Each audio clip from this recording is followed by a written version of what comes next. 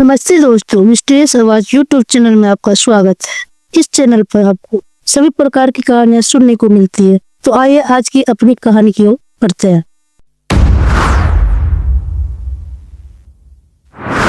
अनोखा रिश्ता। चारों तरफ रोने की आवाज आ रही थी। एयरफोर्स के सभी जवान लाइन में खड़े थे। औरतें आपस में बात कर रही थी। सिन्हा जी ने कितने धूमधाम से अभी 2 महीने पहले अपने बड़े बेटे की शादी की थी। हाय रे, ये क्या हो गया। बुढ़ापे में बाप की लाठी ही टूट गई। अभी एक बेटी भी कुमारी है। पता नहीं ये कैसा न्याय है भगवान का। किसी ने पूछा, अजय सिन्हा साहब के 2 बेटे थे ना? अरे हाँ हाँ, पर कुछ साल पहले ही उन्होंने अपने छोटे बेटे को घर से निकाल दिया था। तो पूछी, क्यों निकाला था? अजी, मैंने सुनी सुनाई बातें ही बोल रही हूँ। पता नहीं, लोग कहते हैं कि वो बहुत गुस्से वाला था, काम धंधा कुछ करता नहीं था, दिन रात मारपीट करता रहता था और फिर बाप के साथ उसकी बनती नहीं थी। राम जाने अब इस घर का क्या होगा। जो बेटा लायक था उसे भगवान ने छीन लिया और जो लायक नहीं था वो अब घर पे नहीं है। कितना अच्छा परिवार था। बड़ा बेटा अमर, छोटा बेटा अजय और छोटी बेटी मिनी। हायरी किस्मत। सब आपस में रो रही थी और बातें कर रही थी। मिनी ये सब सुनते ही वहां से उठकर बाहर चली गई और बाहर रोने लगी। तभी पीछे से एक हाथ उसके सर पर आया और वो चौंक कर देखी तो अजय भैया बोलकर जोर जोर से रोने लगी। ये क्या हो गया भैया? कुछ नहीं छोटी, तुम चुप हो जाओ। अजय की आंखों में आंसू भरे थे। मिनी ने ही फोन करके अमर के बारे में उसे बताया था। घर के अंदर जाते उसकी माँ उसे देखकर उसे पकड़कर रोने लगी। अजय अपने पिता की तरफ देखा तो पूरी तरह से टूटे हुए एक झटके से अमर की बॉडी को पथराई आंखों से देख रही थी। अचानक अजय की नजर दूसरी तरफ गई तो दंग रह गया। एक मासूम लड़की जो सब पकड़कर उसके हाथ की चूड़ियां तोड़ रहे थे, उसका हाथ खून से लहूलुहान हो गया था। अजय उसे देखकर जोर से चिल्लाया, ये क्या कर रहे हैं आप लोग? उसके हाथ से खून निकल रहा है। माँ ने रोते हुए कहा, जब पति ही नहीं तो हाथ में चूड़ियां कैसे? अमर इसे अकेला छोड़कर चला गया।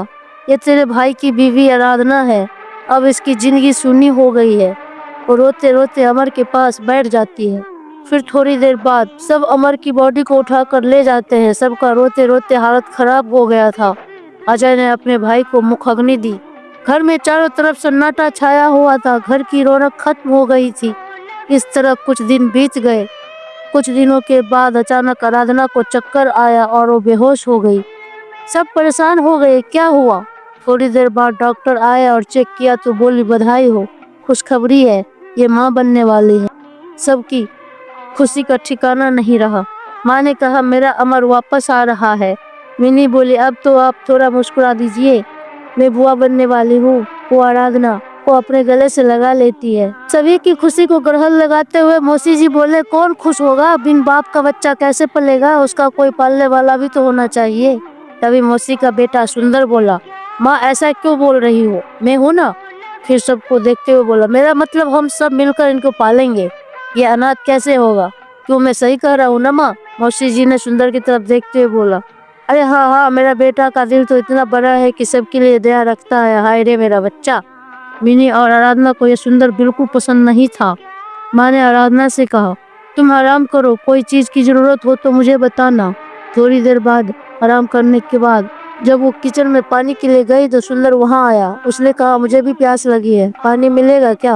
आराधना सिर झुकाए एक गिलास पानी सुंदर को देती है। सुंदर धीरे से उसका हाथ पकड़ लेता है और आराधना गिलास नीचे गिरा देती है और दौड़कर किचन से भागने लगती है कि अचानक अजय से टकरा जाती है।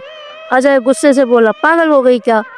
वो बिना कुछ बोले दौड़कर अपने कमरे में चली गई। अजय जब किचन में पहुंचा तो सुंदर को देखते हुए बोला, तू यहाँ क्या कर रहा? वो गड़बड़ा कर बोला, पानी पीने आया था और चला गया। दूसरे दिन जब वो छत पर कपड़ा डालने गई तो सुंदर भी छत पर चला गया और सीढ़ी का दरवाजा बंद कर दिया। आराधना को पता नहीं था कि सुंदर वहाँ आया है। धीरे से सुंदर उसकी कमर में हाथ डाला और आराधना को पकड़ लिया। आराधना जोर जोर से चिल्लाने लगी, कौन कौन है, कौन है? वो बोला, घर में कोई नहीं, सब मंदिर गए। तुम एक बार मेरी बाहों में आ जाओ, किसी को पता नहीं चलेगा। मैंने जब से तुम्हें देखा हूँ तुम्हारे दीवाना हो गया हूँ। तुम किसी बात की चिंता मत करो, मैं तुम्हारा ख्याल रखूंगा, बदले में तुम मुझे खुश कर दो। वो यहाँ वहाँ भागने लगी। जब उसे रास्ता समझ नहीं आया तो उसने गुस्से से जोर से चाटा मारा और कहा, आज के बाद मेरी तरफ एक भी कदम बढ़ाए ना तो याद रखना, मैं तुम्हें जान से मार दूंगी। वो बोलकर नीचे अपने कमरे में जाकर दरवाजा अंदर से बंद कर रोने लगी। थोड़ी देर बाद मिनी दरवाजा खटखटा रही थी। भाभी दरवाजा खोलिए, आप ठीक तो है ना? वो दरवाजा खोली और मिनी से लिपट कर रोने लगी। मिनी पूछी, क्या हुआ भाभी, किसी ने कुछ कहा आपसे? आप मुझे बताइए, मैं आपकी दोस्त हूँ ना। वो रोए जा रही थी। फिर उसने छत वाली सारी बात मिनी को बता दी। मिनी गुस्से से बोली, आज तो सुंदर भैया की खैर नहीं, आज मैं उनको मजा चखा ही दूंगी। और वो जाने लगी तभी आराधना ने कहा, नहीं मिनी, लोगों की उंगली मुझ पर ही उठेगी, छोड़ दो। आज मेरे भैया आ रहे हैं, मैं उनके साथ कुछ दिनों के लिए चली जाऊंगी। मिनी बोली, भाभी अगर आप कहे तो मैं सारी बात अजय भैया को बता सकती हूँ, वो जरूर सुंदर भैया से बात करेंगे। आराधना बोली, नहीं, तुम्हें मेरी कसम, ये सारी बातें किसी को मत बताना। मिनी बोली, ठीक है भाभी।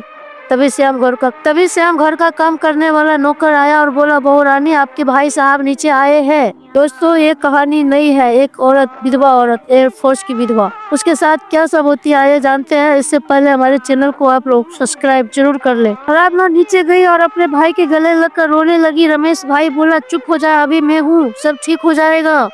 रमेश हाथ जोड़कर बाबूजी से बोला, अगर आप लोग की आज्ञा हो तो मैं कुछ दिनों के लिए आराधना को अपने साथ घर ले जाना चाहता हूँ। मिनी फट से बोली, हाँ हाँ भैया, आप ले जाइए।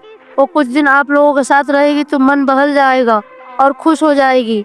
तभी मौसी जी ने कहा, अब क्या खुशी और कैसी खुशी, अकेली पहाड़ जैसी जिंदगी है, उस पर से ये माँ बनने वाली है। रमेश चौंक गया, वो आराधना की तरफ देखते ही रह गया। माँ बोली, हाँ ले जा, लेकिन बेटा कुछ दिनों में इन्हें वापस पहुँचा देना, इसके बिना घर सुना हो जाएगा। रमेश ने कहा, जी आंटी। सुंदर उसे देख रहा था और मुस्कुरा रहा था। मिनी बोली, चलिए भाभी, आप तैयार हो जाइए, अब आपको अपने मायके जाना है। मौसी जी बोली, तैयार क्या होना, दो सफेद साड़ी थैला में रख लो और जाओ। आराधना की आंखें भर आई। मिनी उसे अपने साथ ऊपर कमरे में ले गई और थोड़ी देर बाद रमेश उसे अपने साथ लेकर चला गया। कुछ दिन ऐसे ही चलते रहे। फिर एक दिन आराधना की भाभी बोली, देखो आराधना, तुम्हारे पास सारी जिंदगी पड़ी है, अकेले नहीं काट सकती हो। तुम्हारे सास ससुर भी बूढ़े हो गए हैं, ननद की शादी हो जाएगी, देवर तुम्हारा किसी से कोई मतलब नहीं रखता है। मेरे मानो तो तुम दूसरी शादी कर लो। हाँ, लड़का मिलने में कोई दिक्कत नहीं है, पर तुम्हें एबॉर्शन करवाना होगा। वो आश्चर्य से बोली, भाभी ये मेरे पति का आखिरी निशानी है, मैं ऐसा नहीं कर सकती हूँ। भाभी बोली, तो क्या सारी जिंदगी ऐसे ही सफेद साड़ी में घूमती रहोगी? भैया आप ही भाभी को समझाइए, मैं इस बच्चे को जन्म देना चाहती हूँ। रमेश ने कहा, तुम्हारी भाभी सही कह रही है। देखो आराधना, माँ पापा के बाद मैंने तुम्हें पढ़ाया लिखाया, शादी करवाई, अभी तो मैं अपनी जिम्मेदारी से निश्चित हुआ ही था कि अब तब तक ये घटना घट गई। अब तो मैं कब तक तुम्हारी जिम्मेदारी निभाता रहूंगा? मेरे भी दो बच्चे हैं, मैं सारी उम्र तुम्हारे देखभाल नहीं कर सकता। तुम मुझे गलत मत समझना, लेकिन तुम्हारी भाभी सही कह रही है, इस बच्चे को गिरा दो। वो अपने जान पहचान में 4-5 जगह लड़के से बात की है, हम मंदिर में तुम्हारी शादी करवा देंगे। आराधना बोली, भैया ये आप क्या कह रहे हैं? मैं किसी और के बारे में सोच भी नहीं सकती, मैं मर जाऊंगी भैया, मुझसे ये नहीं होगा। और रोते रोते कमरे में चली गई। फिर पीछे से उसकी भाभी उसके पास गई और उसके सिर पर हाथ फेरते हुए बोली, अच्छा ठीक है, जैसी तुम्हारी इच्छा, हम तो तुम्हारा भला चाह रहे थे, पर तुम्हें तकलीफ हुई तो हमें माफ कर दो। वो अपनी भाभी के गले लिपट कर रोने लगी। भाभी बोली, ठीक है, तुम आराम करो, मैं खाना बना। 2 दिन बाद भाभी बोली, आराधना तुम्हें हॉस्पिटल चलना होगा, क्योंकि तुम्हारे बच्चे के लिए जरूरी है कि एक बार डॉक्टर से सलाह ले लिया जाए। वो बोली, पर भाभी अभी इसकी जरूरत नहीं है।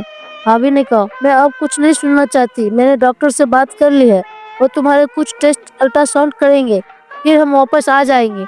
मैं तुम्हारे भैया को भी चलने के लिए कहती हूँ, क्योंकि आज तो पहला दिन है, सुबह से शाम हो जाएगी। आराधना पूछी, पर भाभी बच्चे कहाँ रहेंगे? भाभी बोली, तुम चिंता मत करो, मेरे एक दोस्त के घर पर। हॉस्पिटल पहुंचते आराधना को घबराहट होने लगी। वो अपने भाई के हाथ से जोर से पकड़ ली। वो बोली, भाभी मुझे बहुत घबराहट हो रही है, आप यहाँ से चलिए। भाभी बोली, अरे मत घबराओ, मैं और तुम्हारे भैया है ना। शुरू में ऐसा ही लगता है। तुम्हारे साथ की भाभी अंदर डॉक्टर से बात करके आई, फिर बोली, चलो तुम्हारा चेक ओटी में होगा, तुम कपड़े चेंज कर लो। आराधना कुछ भी अच्छा नहीं लग रहा था। चेंज करने के बाद नर्स ने उसे एक इंजेक्शन दिया। आराधना पूछी, सिस्टर ये किस चीज का इंजेक्शन है? सिस्टर बोली, बेहोशी का। वो पूछी, क्यों? सिस्टर बोली, क्योंकि इसमें आपको पेन नहीं होगा। आराधना बोली, पर अल्ट्रासाउंड में पेन क्यों होगा? सिस्टर बोली, मैं आपका अल्ट्रासाउंड नहीं कर रही हूँ। वो आश्चर्य से पूछी तो सिस्टर बोली, आज आपका एवासन है। वो बोली, क्या आप बोल रही है? नहीं सिस्टर, मैं इस बच्चे को जन्म देना चाहती हूँ। सिस्टर बोली, पर आपके भैया भाभी यही चाहते हैं। अब तो आपको इंजेक्शन भी पड़ गया है और आप थोड़ी देर में बेहोश हो जाएगी। आराधना घबरा गई। वो बोली, सिस्टर आप मुझे अपना फोन देगी, मुझे बहुत जरूरी कॉल करना है। वो बोली, हाँ हाँ लीजिए। उसने अपना फोन निकाल कर दे दिया। आराधना मिनी के पास फोन कर रही थी।